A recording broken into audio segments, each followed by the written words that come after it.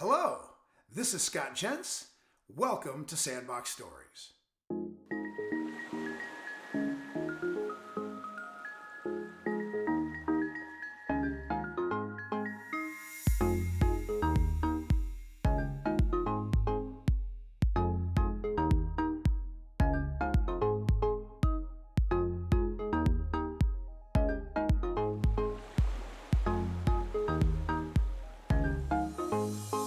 Hello, welcome to this Sandbox Story, which is an interview with Dr. Sue Cotter. Dr. Cotter is a professor at the Southern California College of Optometry at Marshall B. Ketchum University and is co-chair of the Pediatric Eye Disease Investigator Group, a National Eye Institute-funded clinical research network, while also serving on the board of the American Academy of Optometry as its incoming president. Welcome, Dr. Cotter, to Sandbox Stories. Well, thank you, Scott. Thanks for having me. You said that your introduction to eye care was from your uncle who fit you in RGPs when you were 9, and there wasn't much of that going on at the time. Tell us that story. So I had Uncle Norbert Patterson, who was an optometrist at a private practice in Harvard, Illinois. I never actually had a first pair of glasses. I think he gave me a pair of readers. I didn't have them for long. And when it was time to get a pair of myopic glasses, he just put me in contacts. He was a big contact lens fitter, and back then it actually was, it was PMMAs. They weren't even RGPs. It was PMMA back then, and put me in a pair of contact lenses, and I loved them.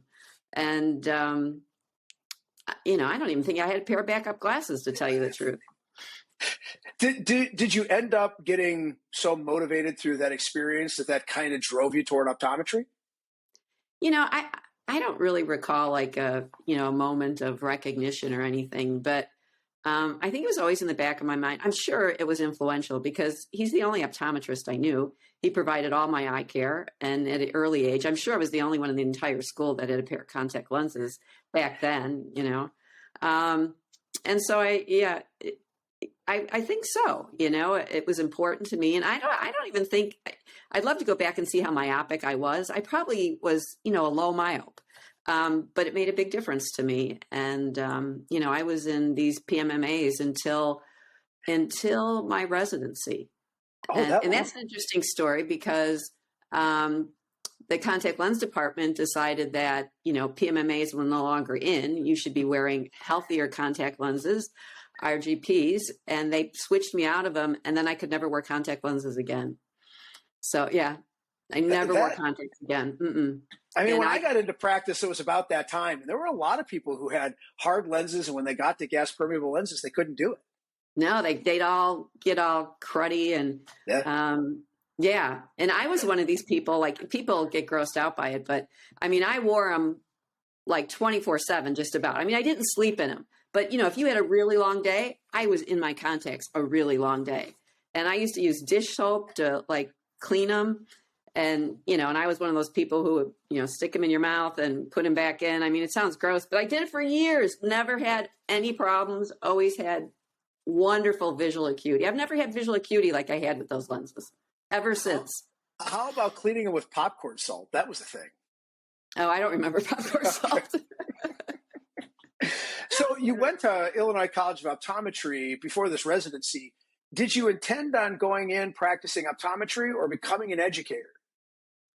Well, I had all intention of going into private practice. That was the only thing I knew about optometry. And that was just about the time where you were starting to get corporate commercial optometry places opening, And, so that was a long time ago. And my uncle, that was awful. You would never do that because all the private practice docs back then, it was a bad thing that you had these corporate centers opening. And so my intention was to go into practice. And then I was SCCO. I was coming back to Chicago. I knew that. It's hard to look for a practice situation when you're living in California and you're looking in Illinois. And ICO had a opening for a job. And I thought, well, it's a credible job. I couldn't work commercial. My uncle, it would disappoint him completely. So it was a credible, upstanding position. And then I'd look for a private practice opportunity in the meantime. And I got there and I started teaching, and it was like, and I never left. I just loved it. And so I always say that I got to be into optometric education accidentally, because it was not a goal of mine. What was your residency area of regard in? So I did a residency in, it was called children's vision back then, but it'd be pediatrics and binocular vision. And I think the mentors that I had, I was at SCCO, and my mentors were like Michael Rouse and Betty Calaroso, Lou Hoffman. And so they published, they wrote, they were really good optometric educators. So I had some really good role models. And I think even though I'd never even thought of going into optometric education, by working with those people for a year, you start planting the seeds. And, I went to the academy meetings, and I published, a few papers, or I, submitted 2 papers to OVS. John Griffin was there. So I had really good role models. So even though it wasn't my plan, it probably didn't take much once I got back to ICO that I liked it, that I thought, yeah, this is for me. Well, I was significantly influenced in my education when you came back to ICO and were on faculty, and you had such a commitment to binocular vision matters. And I guess I'm curious, as you had the seed planted and you started in that path, did it just become this deep area of regard right away, or were you still sort of paying attention to contact lenses or retina, emergent care? Yeah. I'm curious how that went then. Well, when I started optometry school, I had 2 areas I was interested in. I knew I had 2 areas. It was contact lenses and it was pediatrics. Okay. And so those are the 2 things that I thought were interesting. And I was, looking forward to learning more about. And throughout optometry school, all of a sudden contacts didn't seem that interesting to me. And pediatrics was way more interesting. So, and I don't know why, but I can just, that's where I ended up. And I do think probably contacts, because I had worn contacts, it was interesting. And my uncle was a big fitter. He had a big contact lens practice. So that was probably the interest there. And, and that was back in the days when you modified all your rigid lenses. It wasn't like you just ordered them from the lab. You were creating all these lenses and everything. And pediatrics, because I always felt like if children weren't taken care of from a visual standpoint, that puts them at a disadvantage academically, and so you can change, I say you can change a child's trajectory in life if you get them when they're 7, 8, 9, 10 years of age, and they've got a significant visual problem, then you can eliminate it. Because if you got a significant visual problem, you're not doing good in school, and then you don't like school, and that just goes on. And, then are you graduating high school? Are you not going to college? Then do you not get that good job? So, and you've got 70, 80 years ahead of you. So, I think to me, there was just more passion. I had more of a passion. It wasn't like contact lenses weren't that interesting, but to me, maybe I felt I could do more. I could do more seeing kids than I could fitting contact lenses. But I just wasn't as interested anymore. And then once you start slotting yourself in a residency, then I came back. A lot of it's just fortuitous. I came back to ICO, and they were like, "Oh, we need someone to teach strabismus." And I just happened to be there and just had learned strabismus from 2 of the best in the field. And so I plopped right into the course, and the rest is history. And it was a big area of interest for me, but that made it. Probably since I was teaching it, I became even more interested. And quite a history it's been. You've now been at SCCO for nearly 25 years. What is your perspective on the progress of optometric education? Well, I don't know. It's kind of a tough question. The first thing that comes to mind is I think it's harder. And the reason it's more difficult is because our scope has expanded so much. So even though it's a 4-year program, there's an awful lot to learn, because a lot of it's just your basics, even your basic physiology, anatomy, things like that, optics.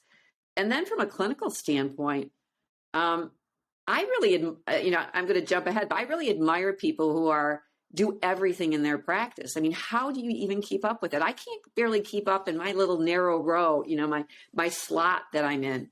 And but we're obligated as educators to teach everybody enough that they can go to any state, no matter what, the privileges are, and in any type of practice, and they're supposed to be able to know enough. So it's low vision and contacts and eye disease and pediatrics and binocular vision and refraction. And now it's, I just did an interview and the gal was asking me, oh, do you teach injections? And how about like lumps and bumps? Are you doing that now? And we're obligated to start doing that. So what happens, you keep adding. And so I think it's a fine balance. Like, what do you eliminate, right? Or what don't you teach to as in depth as you used to? Right. Or does it get extended? You only have so much time to teach in 4 years. Right. What's the most exciting thing going on lately at the Southern California College of Optometry? Let's see. Well, we have a search going on for a president.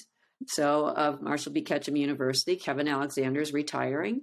And so we've got a search. So that could be exciting. It could be our next era at MBKU. It hasn't been that exciting. I don't know if exciting is a good word because we're still dealing with all the COVID stuff, and it's been really a challenge. It's a challenge to get students to see patients and in labs and keep everybody safe. And it's been going on for a while. I mean, and it's obviously better now than it was a year ago, but I think what's going to be exciting is when we get out of that, and it's really tough. And it's been tough at all the optometry schools and colleges. Yeah, and but we I know 8 new faculty or 8 or 9 new faculty. That's exciting. Oh. That's a lot of manpower. Yeah. And we've got these young whippersnappers that have come in, all residency trained. And we hired, Julie Tyler from Nova. That was like, she's not a young whippersnapper. I mean, she's, mid-career, very talented. So, so we've got a lot of new blood. And that's fantastic. Yeah. You spend a lot of your time now doing research. You said in a pre-interview, even more than teaching. Tell us about your key research activities. Well, the first would be I'm co-chair of the Pediatric Eye Disease Investigator Group, and that's a clinical research network that's funded by the National Eye Institute. So I always tell the patients it's your tax dollars at work that funds this network. And we have about 350 investigators, and it's both pediatric optometry and pediatric ophthalmology. So that's a little bit different, because we work together as a team. And we conduct clinical studies that look at treatments for different eye conditions. So amblyopia, intermittent exotropia, we're doing one pretty soon on esotropia larger and near. Retinopathy of prematurity trials. We just opened up 2 retinopathy prematurity trials. And so that's a good part of my life is, working with the other people in leadership to oversee that network and conduct these studies. I've been involved in PDIG since 1997, so it's been a large part of my life for a while. I've only been co-chair of the network though for the last 3 or 4 years, and our work has changed clinical practice. So that's like, if some people say, well, what are the good things about research? I can tell you a lot of good things, but one of the coolest things is that, like, if you were to take a course from me right now in amblyopia, it would be different than the course you took from me before. And that doesn't happen all the time. You know what I mean? A lot of times, treatment doesn't change that much. And it's totally different what we're doing in amblyopia now than we did before. And a lot of that's based on these large randomized clinical trials that PDIG's conducted. So go ahead. No, go ahead. I was just going to ask if it's true that research is an increasing part of what the students experience too. It sounds like from your perspective, you've moved your career that way, but do students participate in research more now than they had in the past? Not at SCCO. And I don't think at most of the schools they are. Because if you remember back in the day, we had to do a senior research project, right? Like at ICO. Yeah. And when I got to SCCO, that was a requirement as well. It's no longer a requirement at SCCO and probably hasn't been for 15 years. So that's one thing that if you could change about the curriculum, it'd be nice to give them a better sense. We've got some courses. So I guess we do have some courses early on. I'm not involved in, they have some type of research course, but no, they don't, they're not doing anything. They can, like they could hook up with a faculty, but it's not required. So out of a graduating class of 100, you might have one or two that might do a project. We try to emphasize to them about evidence-based medicine though, and you know what I mean? And to pay attention to the clinical trials and things like that.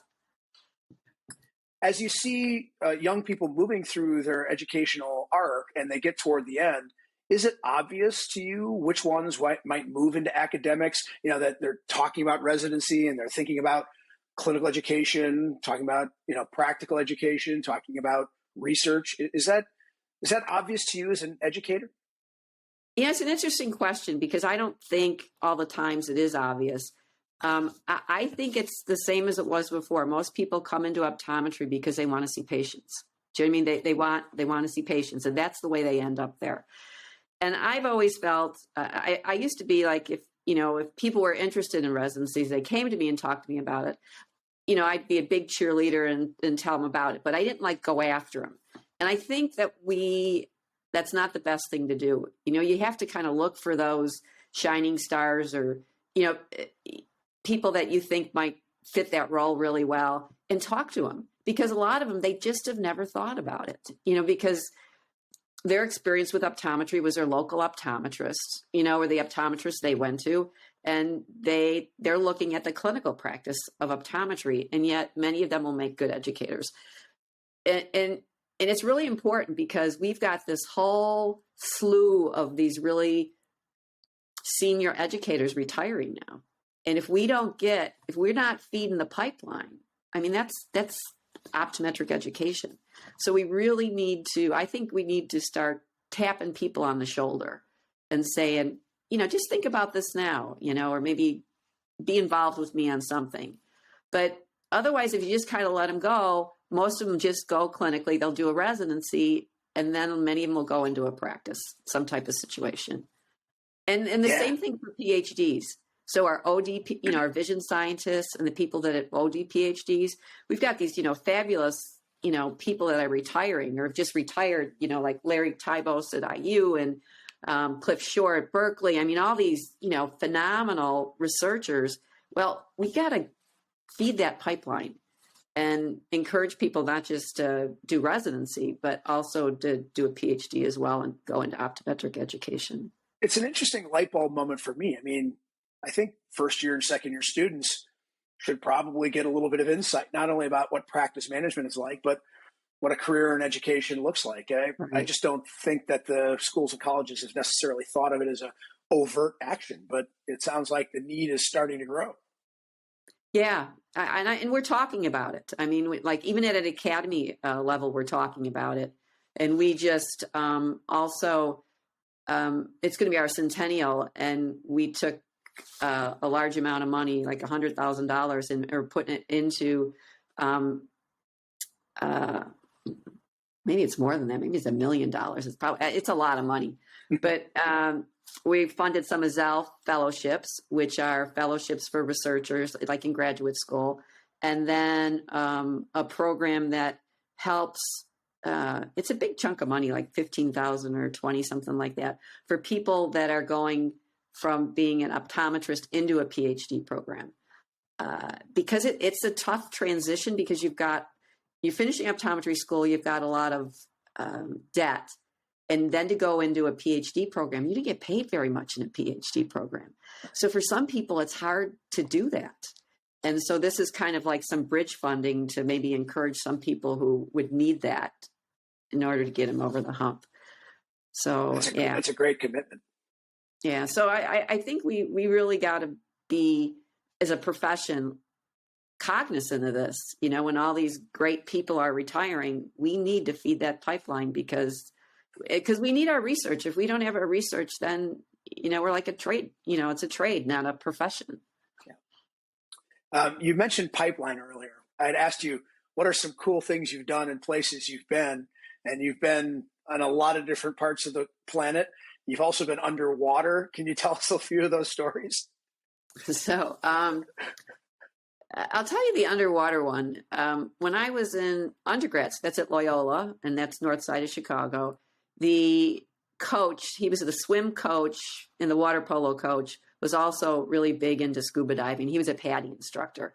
So I must have taken a course like after school or something. I took scuba diving with him. And so I went on a couple dives. My first dive is, you think of all these scuba diving, you see it on TV, like in the Caribbean and stuff. My first scuba dive, I think was in Kenosha in the spring in a quarry.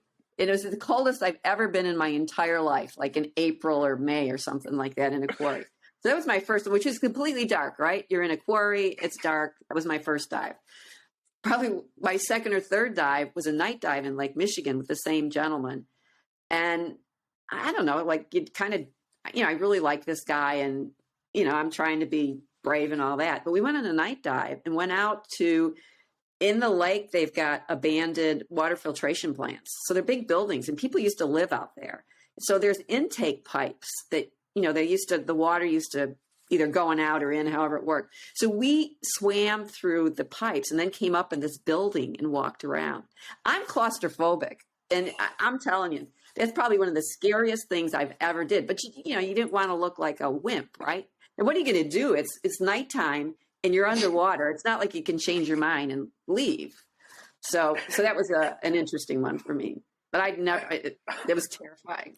It's not like you can stop and say, can we have a conversation about this? I'm feeling a little anxious. Like, what did I get myself into, right? But you and your husband have seen beautiful parts of the world. Anything that really stands out to you?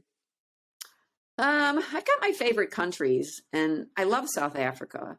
And South Africa's, I think it's all the wildlife. Just to see the wildlife is, to me, I like seeing squirrels and bunnies. If I see a cottontail when I'm walking around, it's like wildlife. So you can imagine if you see a lion or a rhino. It's more than a cottontail. But so I love South Africa. And then I'm a big fan of Australia and New Zealand. They're gorgeous. And I think those are probably my favorite countries. But, makes you think again, we can't wait until we can travel again, How about it? Yeah. I want to make sure we talk about the American Academy of Optometry. It's incredibly important to you.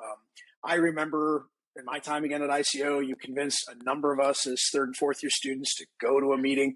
I remember one in Nashville. Can you share your thoughts about why it should be important to those that are in practice in optometry? Well, we've got our two organizations, and the AOA is more your legislative and doing things with that. Okay, so that's their focus in terms of practice and helping expand the scope for optometry. For the academy, we're all about education, innovative research, to improving practice that way, not expanding your scope of practice, but making you a better practitioner. So I would say that would be the difference in terms of being able to provide, state-of-the-art, top-notch clinical, continue education so that, if you come to the meetings, you're always, you're seeing the stuff before it's published or right when it's gotten out, it's not old news. And the research would be the same. So I just feel it's our research in our education branch, and that's important for optometry. Like I said, for someone who's in a regular practice and he has to keep up with everything, the Academy is the best meeting in the world because you've got all the top-notch lectures there, and you can find out what's going on in contact lenses and find out what the newest thing in low vision is and find out how to prescribe for an infant in a pediatric lecture. You've got all that, and then you've got your science there as well. So to me, I'm always excited. I was excited as a student when I went, and I'm still excited now when I go to the Academy. Well, there was nothing like becoming a fellow. I didn't pursue it further than that. Many of you have. But a quick shout out to the Academy and to my audience to look into what it takes. It's a great, rigorous effort that you put yourself through. A couple final things. Who in your optometric career has impacted you the most and how? It would be Michael Rouse, who was one of my main mentors during my residency, and Mike's deceased now. And he was just a force. He was a force, and he was He was a good role model. He was an excellent clinician, but he published way back when, you know what I mean? When people weren't doing much, he was still doing studies. He was curious, you know, always trying to find answers. And he was a really good teacher too. So he was a really good optometric educator. So I would say he would be my primary one, but I have many, you know, I have many. Of course. And it's nice to recognize him and what he did for you in this time after he's not with us. You also love books. I wish we all had more time to read. I know you want more time to read, but what's that favorite book? Oh boy. I don't have a favorite book. Okay. I love you know, so many, I think of our like older books, you know, The Bean Trees by Barbara Kingsolver and The Life of P. I'm like blanking. You know, now no, it's no problem. Are you more of a fan of books that are fiction, given how scientific you are? Yeah. Freeze your mind a little? Yeah, so I do like, I probably do read more fiction. I definitely read more fiction. Yeah. And, you know, some mysteries, you know, that type of thing. But I have done other books, but I'm not like, the only thing I don't do is science fiction. I'm not big on science fiction. That's not an area for me. That's awesome. The World According to Garp was good, you know, and I can't remember, who's the author? Do you remember the author? No. I picture the cover. Like, totally blanking. He's my favorite author, and I can't remember his name right now. That's what happens when you get old. John, it's on the tip of my tongue, but all of his books are fabulous, and they're probably as soon as the interview's done, you'll come with it. I know. The World According to Garp. He did Cider House Rules. That was a great book. But anyway, it's so on the tip of my tongue, I can't stand it. But I'm sorry.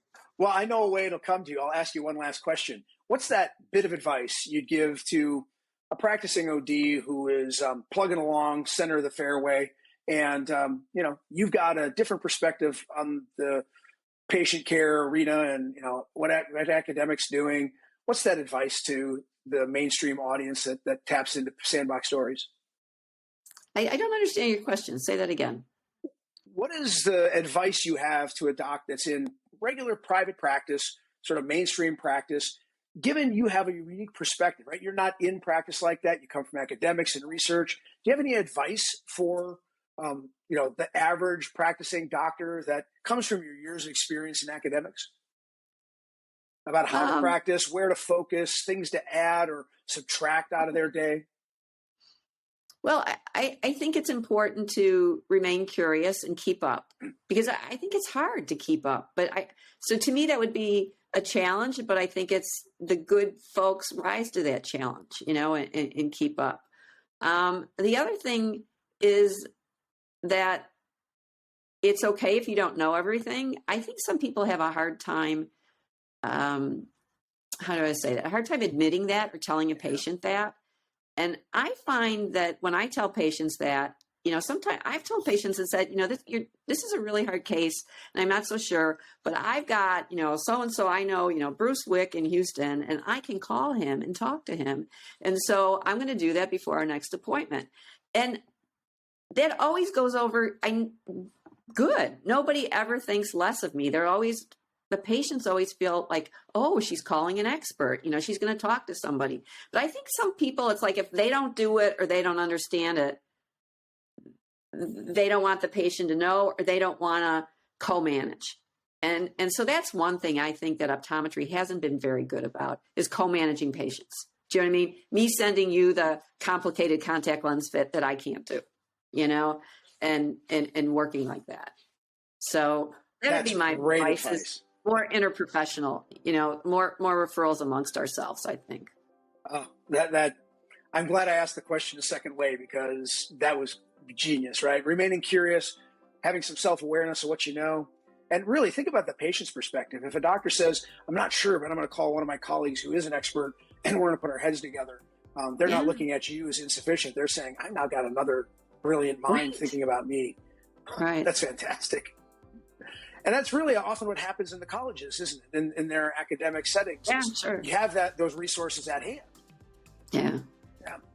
And that's, you know, for young faculty sometimes they don't want to say, I don't know. You know what I mean? And I think docs in practice are like that sometimes too. They don't want to say, I don't know, but it's okay to do that. You know, if you don't know, just say, I'm going to get back to you. You know, we're going to find out the answer and then I'm going to take care of you.